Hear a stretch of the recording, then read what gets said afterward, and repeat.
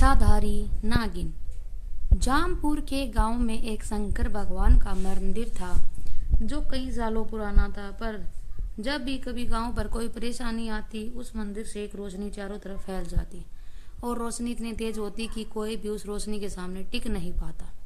एक दिन वहां एक मुसाफिर आया, उसका नाम मोहन था। मोहन, अरे भैया सुनो, मुझे टिकमपुर के लिए जाना है, लेकिन रात बहुत हो गई है, क्या मैं यहाँ रुक सकता हूँ? भैया आप एक बार जाकर सरपंच साहब से मिल लीजिए, वही आपको यहाँ रुकने की आज्ञा दे सकते हैं। मोहन, अच्छा ठीक है भैया। मैं वहाँ से सरपंच के पास निकल जाता है। सरपंच के पास जाकर कहता है मोहन, सरपंच साहब मुझे कल सुबह तक के लिए यहाँ रुकना है, मुझे टिकमपुर जाना है, लेकिन रात बहुत हो गई है तो मैं इस समय नहीं जा सकता। सरपंच, कोई बात नहीं, आप हमारे गांव में रुक सकते हैं। मोहन, आपका धन्यवाद। सरपंच मोहन को अपने ही घर में रोक लेता है, मोहन का बहुत आदर मान सम्मान करता है, लेकिन रात को मोहन सोता नहीं है, मंदिर की तरफ जाता है और सरपंच उसे मंदिर की तरफ जाते हुए देख लेता है। सरपंच भी मोहन के पीछे जाता है। सरपंच, क्या बात है मोहन, आप इतनी रात को मंदिर के पास क्यों घूम रहे हो? मोहन, मुझे यहाँ से कुछ आवाज और रोशनी दिखाई दी थी, इसलिए मैं यहाँ आया। सरपंच, ये हमारे गांव का सबसे पुराना मंदिर है, जब भी गांव पर कोई मुसीबत आती है तो ये मंदिर हमारी रक्षा करता है। मोहन, यहाँ कोई नागिन है क्या? सरपंच, आपको कैसे पता? मोहन, मुझे ऐसा लगा जैसे यहाँ कोई नागिन है। सरपंच, कौन हो तुम? मोहन, मैं मोहन हूँ। सरपंच, तुम कोई और हो, तभी तो तुमको ये पता चला कि यहाँ पर कोई नागिन है। सरपंच की आवाज़ सुनकर और भी लोग आ जाते हैं। लोग, क्या हुआ सरपंच जी?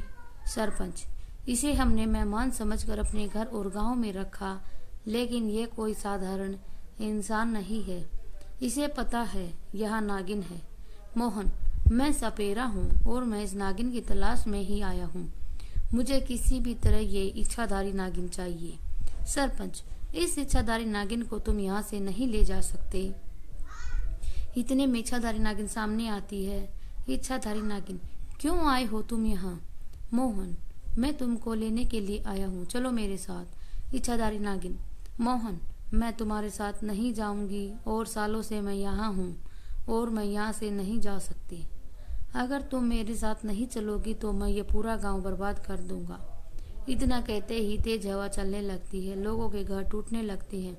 इच्छाधारी नागिन, मत करो ऐसा तुम। मोहन, मैं ऐसा करना नहीं चाहता था, लेकिन तुम मेरी बात नहीं सुन रही हो। इच्छाधारी नागिन, मैं यहाँ से नहीं जा सकती, अगर मैं यहाँ से गई तो मेरी मृत्यु हो जाएगी। मोहन, और अगर तुम मेरे साथ नहीं गई तो तुम्हारे बचपन का गांव बर्बाद हो जाएगा, उस पर संकट है। इच्छाधारी नागिन, क्या संकट है मोहन? वहाँ एक अघोरी ने अपना डेरा डाल लिया है, वह लोगों को बहुत परेशान करता है, अगर तुम नहीं आई तो वो सबको मार डालेगा।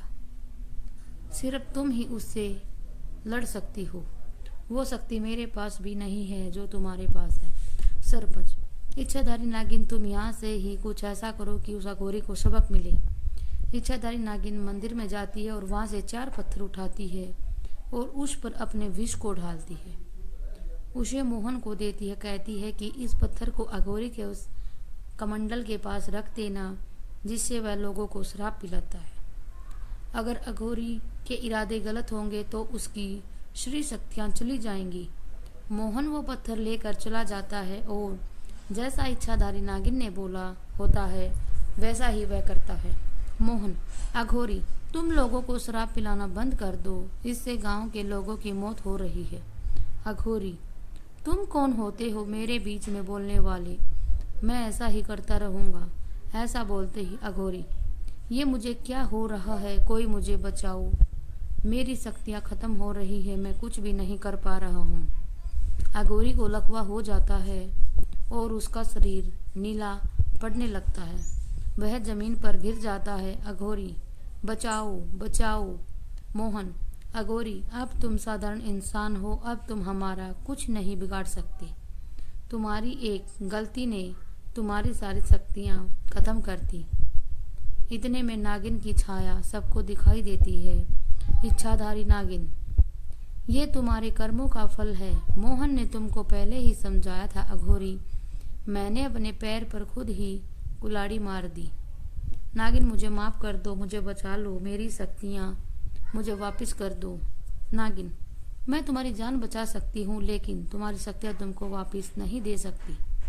जो होना था हो गया, अब तुम फिर से तपस्या करो, फिर तुम्हें तुम्हारी शक्ति वापस मिलेगी। अघोरी को ऐसा सुनकर अपनी गलती का एहसास होता है। वो सबसे माफ़ी मांगता है और इच्छाधारी नागिन से भी माफ़ी मांगता है। ऐसे इच्छाधारी नागिन 2 गांव की रक्षा करती है और तपस्या करने लगता है। कभी किसी का बुरा नहीं करना चाहिए। अगर आप किसी का बुरा करते हो तो आपका बुरा होता है, जैसे अघोरी का हुआ। इसलिए हमें अच्छे कर्म करते रहना चाहिए ताकि हमें कर्मों का फल अच्छा मिले। Thanks for watching.